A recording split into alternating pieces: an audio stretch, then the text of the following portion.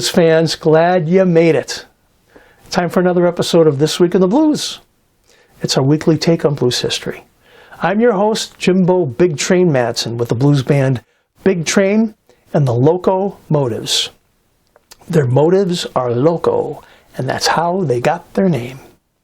So, with that, let's take a look and see what happened this week in blues history. Blues harp and guitar player Terry Harmonica Bean was born January 26, 1961 in Pontotoc, Mississippi. He has released several albums since 2001 and appeared in 3 film documentaries charting present-day blues. Bean has dedicated himself to promoting older-style blues, such as Delta blues and hill country blues. He's a versatile and engaging performer and appears regularly at blues festivals across the nation. When we head to the Delta every summer, I always try to catch a show.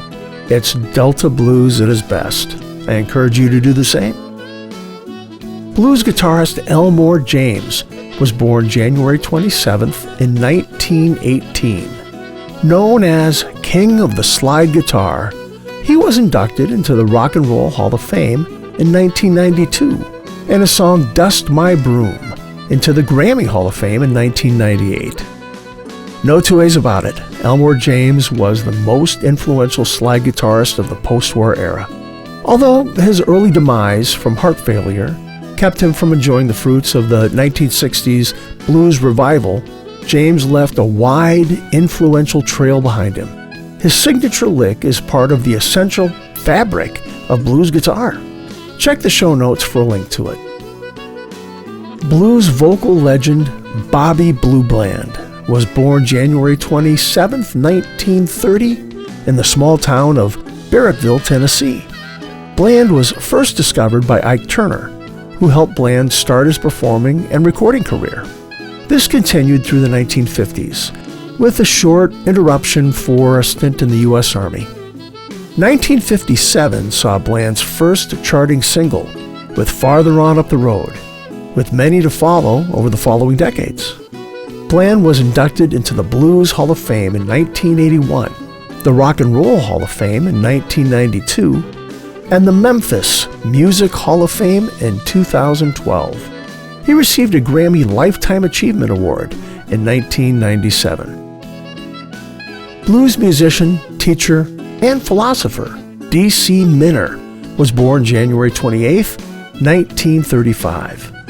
Born in Rentisville, Oklahoma, he performed with O.V. Wright, Freddie King, Chuck Berry, Eddie Floyd, and Bo Diddley. He started the Down Home Blues Club in Rentisville with his wife and bass player partner, Selby Minner. And they also founded a long-running annual blues festival, the Dusk Till Dawn Blues Festival. It's one that Big Train and the Locomotives goes to every year. It's one of our favorites. The couple had won an international Keeping the Blues Alive from the Blues Foundation in Memphis for their Blues in the Schools work with the children. Blues guitarist Drink Small was born January 28, 1933 in Bishopville, South Carolina. And yes, that's his real name. He is known as the Blues Doctor and has been influenced by a variety of musical styles, including gospel and country music. His musical style has been described as drawn from the Piedmont blues tradition, but also includes gospel, rhythm and blues, boogie-woogie, Delta, and Chicago styles of blues.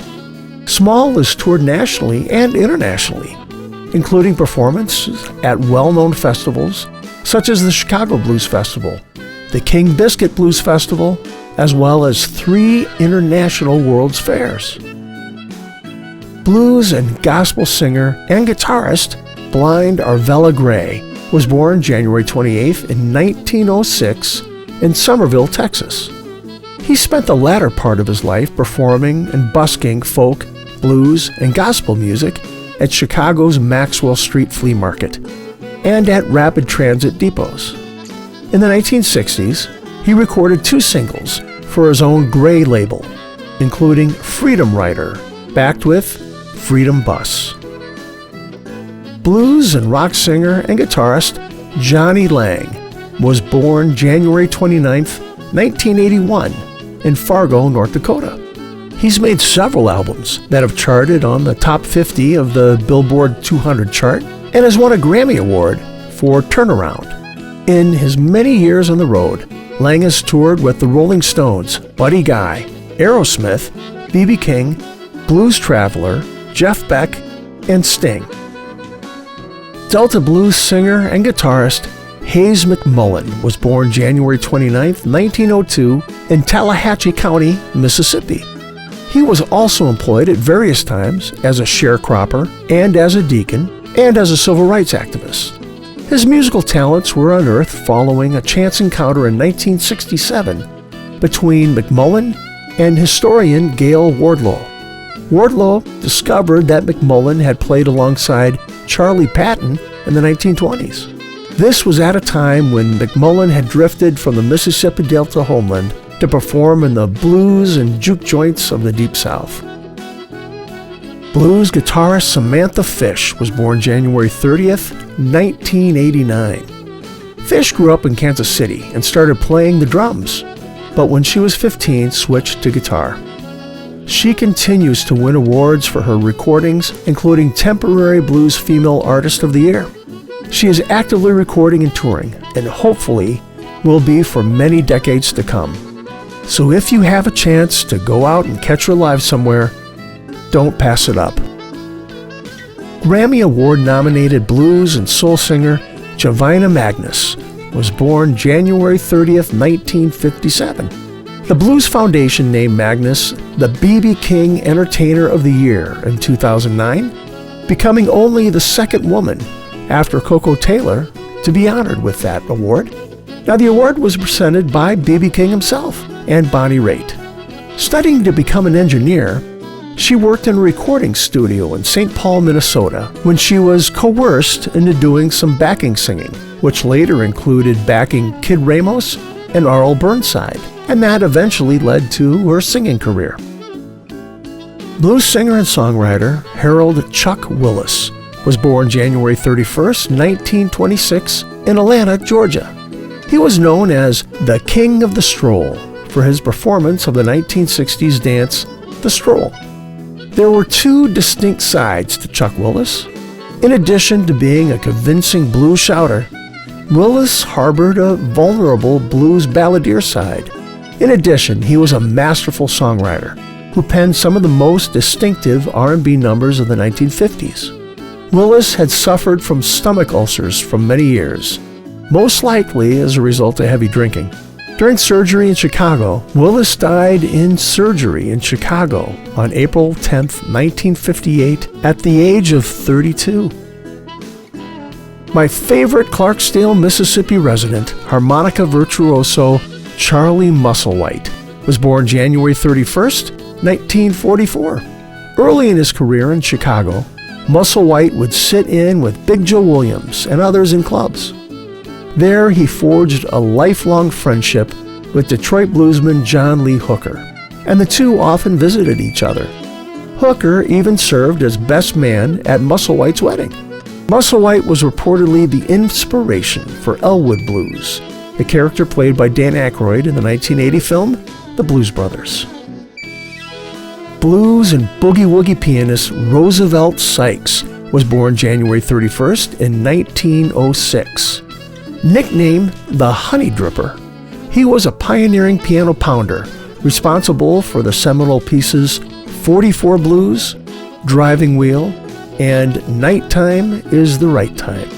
Now, Sykes began playing while growing up in Helena, Arkansas, and his lengthy career spanned the pre-war and post-war eras with no interruption whatsoever. Sykes' romping boogies and risque lyrics characterize his monumental contributions to the blues genre. Chicago blues singer, drummer, and guitarist Babyface Leroy Foster was born February 1st, 1923. He was a significant figure in the development of the post-war electric Chicago blues sound, notably as a member of the Muddy Waters Band during its formative years. While he played guitars and drums competently, his talents, for which he was most popular, have been described as drinking, singing, and clowning. Well, I can think of worse things. Anyway, blues fans, it's time we wrap things up. Now, we just covered some of the highlights here. Now, if you want to know more about these artists or other things that happened this week in the blues, and there have been a lot of them, be sure to follow our social media pages or just go out and visit our website at bigtrainblues.com. Now, we'll have a brand new episode next week. So we'll see you then.